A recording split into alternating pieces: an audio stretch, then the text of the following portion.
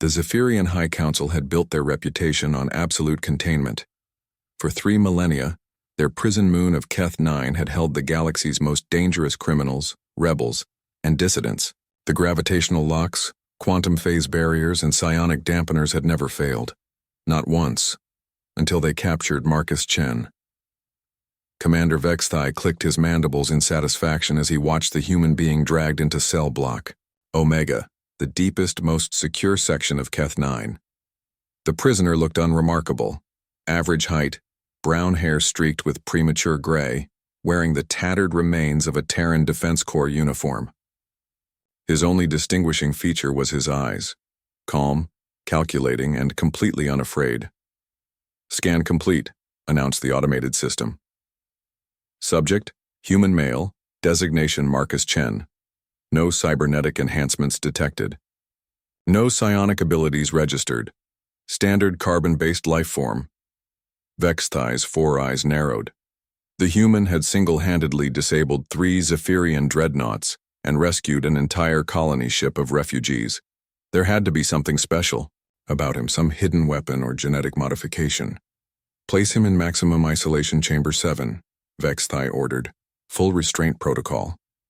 The chamber was a masterpiece of alien engineering, walls of condensed neutron matter, atmosphere processors that could be adjusted to any toxic combination, and a gravitational field that could crush most beings into paste. The door sealed with 17 different locking mechanisms, each operating on a different physical principle. Marcus Chen stood in the center of the 10 by 10 meter cell, hands clasped behind his back, and waited. 3 days passed. The human ate the nutrient paste, without complaint, slept precisely 8 hours each night, and spent the remainder of his time in what appeared to be meditation. The guards began to relax. Perhaps the famous human ingenuity was just propaganda after all. On the 4th day, Marcus began to hum.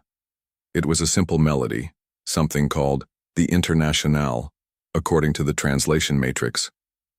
The Zephyrian. Guards found it oddly soothing. They didn't notice when the humming began to resonate with the quantum oscillations of the cell's power grid. By the 6th day, Marcus had mapped every electromagnetic field, gravitational flux, and energy pattern in his section of the prison. He understood the maintenance schedules, guard rotations, and the precise molecular composition of his cell walls.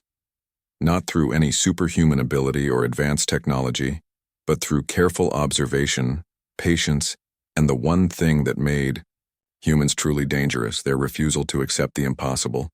On the 7th day, Marcus stopped humming and smiled. The neutron matter walls were indeed impervious to conventional force, but they relied on a delicate balance of exotic particles held in a quantum matrix. The slightest resonance at the right frequency could cause a cascade failure. Marcus had spent days calculating the exact pitch needed. He began to whistle. The high, clear note seemed innocent enough, but it was tuned to the precise frequency that would destabilize the quantum matrix holding his cell together. The walls began to vibrate, microscopically at first, then with increasing intensity. Commander Vexthai rushed to the monitoring station as alarms blared throughout the facility. "What's happening?" "Cell 7 is experiencing structural anomalies," reported the duty officer. "The quantum matrix is singing." On the screen, they watched in horror as Marcus Chen continued whistling, his hands still clasped calmly behind his back. The walls of the impenetrable cell began to dissolve like sand. "Impossible," Vexthai whispered. "The dampening fields should prevent any form of sonic manipulation." But Marcus wasn't using any special ability. He was simply exploiting a fundamental flaw in the prison's design. The Zephyrians' assumption that brute force was the only escape method worth defending against. They had built their cells to withstand plasma cannons and molecular disruptors, but not a man who understood that every system had a weakness. The cell wall collapsed with a sound like cosmic thunder. Marcus stepped through the gap, still whistling, and began walking down the corridor. Emergency protocols activated. Force fields snapped into place. Security drones descended from the ceiling, and automated defense turrets emerged from hidden alcoves. The human never broke stride. He had observed the patrol patterns, memorized the activation sequences, and calculated the exact timing needed. Each force field shut down precisely 0.3 seconds before he reached it, a flaw in the power cycling system that the Zephyrians had never noticed. The security drones crashed into each other as Marcus walked through gaps in their formation that shouldn't have existed but did, thanks to poorly coordinated AI protocols. "Stop him!" Vexthai screamed into his communicator. But stopping Marcus Chen would have required understanding him. The Zephyrians saw his escape as impossible because they thought in terms of individual power and technological supremacy.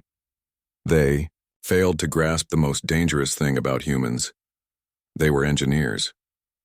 Marcus reached the main security hub and placed his hand on the control panel, not to hack it. He had no cybernetic interfaces, but to feel the minute vibrations that indicated power flow patterns. Within 30 seconds, he had identified the prison's central processing unit. He began to hum again, this time a different tune. The frequency resonated through the facility's structure, targeting the main computer core with the same precision he had used on his cell. Commander Vexthai watched helplessly as every cell door in the facility began to open, not through any virus or technological attack, but because one human had found the harmonic frequency that would make the entire prison's quantum infrastructure collapse in on itself. "You cannot do this," Vexthai confronted Marcus as thousands of prisoners streamed through the corridors. "It is impossible." Marcus Chen smiled and spoke his first words since arriving at Keth 9. "Commander, you made one critical error in your assumptions about humans." "What error?"